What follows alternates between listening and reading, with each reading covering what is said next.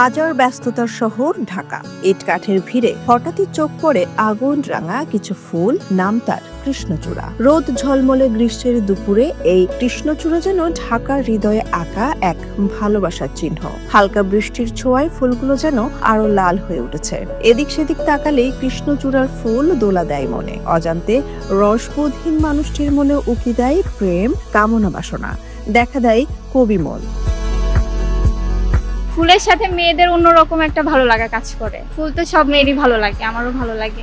ফুল থাকাতে এটার আমার শাড়ির সাথেও যাচ্ছে, প্লাস ছবিও ভালো আসতেছে। ফুলে ফুলে ঠাসা কৃষ্ণচূড়া গাছের নিচে দাঁড়িয়ে প্রেমিক মন বলে উঠতেই পারে, তুমি এসেছিলে কৃষ্ণচূড়ার দিনে, পতাকা ছিল লাল, হাওয়ায় প্রেমের গানে। তোমার চুলে লেগেছিল এক টুকরো কৃষ্ণচূড়া, আমি ভেবেছি ঈশ্বরও বুঝি কবিতা লেখেন। ঢাকা শহরের আকাশ জুড়ে এখন প্রেম ছড়িয়ে আছে। তপ্ত রোদের নিচে গাড়ির শব্দের ভিড়ে চুপি চুপি ফুটে উঠেছে কৃষ্ণচূড়া। একটা ফুল নয়, একটা ঋতুর নাম, একটা অনুভবের নাম কৃষ্ণচূড়া। রংটা যেন সেই পুরনো চেনা মুখ, আর ফুল পড়া পথ যেন সেই পথ যেখানে একদিন কেউ কথা দিয়েছিল ফিরে আসবো।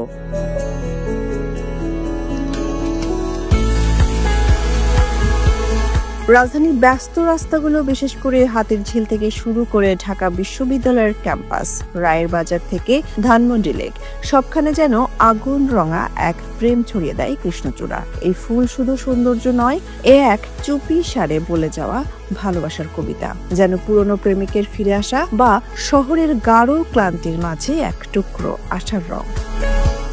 কৃষ্ণচূড়া ফুটলেই বুকের ভিতর কি যেন নড়ে ওঠে। পুরনো মেসেজ পড়ে দেখি, হাতে হাত রাখার দিনগুলোর কথা মনে পড়ে যায়। কৃষ্ণচূড়া মানে অপেক্ষা, মানে ভিজে চোখে দেখা শেষ বিকেলের সূর্য। ঢাকার কৃষ্ণচূড়া যেন বলে, এই শহর শুধু ইট কাঠ ধোয়ার নয়, এই শহর রং জানে, প্রেম জানে, আর জানে কিভাবে প্রতি বসন্তে আবার নতুন করে বাঁচতে হয়।